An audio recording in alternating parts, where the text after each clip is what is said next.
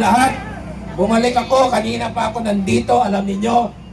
At nagpapasalamat ako sa ating sambayanan at nananawagan. Dagdagan natin ang numero natin dito. We are inviting the Filipino people. Join us here ngayong gabi at ipakita ang lakas tao. We are the people power.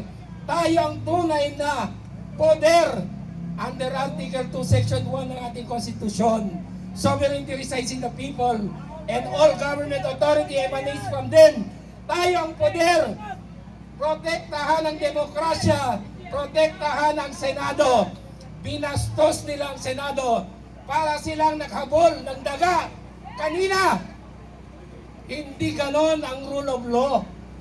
Walang ganon sa isang demokratikong bansa gaya ng Pilipinas.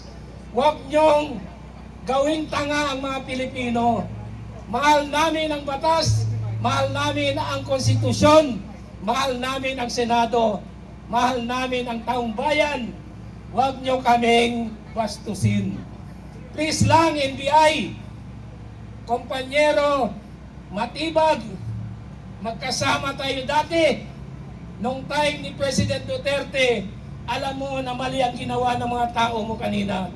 I-surrender mo yung 6 na yan na sinight in contempt ng Senado. Huwag mo silang protektahan. They have violated the law. Let the hammer fall, though the heavens cry. Ang ating Senado ay bastion of democracy just like our Supreme Court. Recently, ang ating Korte Suprema sa kaso ng Luna et al. Versus Soto, nag-issue ng order na pinapaliwanag si former Senate President Soto kung bakit binastos niya ang Korte Suprema sa impeachment decision ng Sara Z. Duterte versus House of Representatives. Kanina tinanggal siya as Senate President. Karma ba yan? Karma!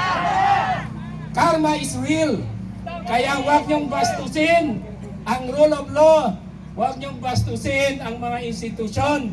Respetuhin niyo ang Senado dahil karma is real. So, ang hinihiling ko lang sa ating mga kababayan, huwag niyong sakta ng mga pulis. Ang mga pulis ay may mga pamilya rin.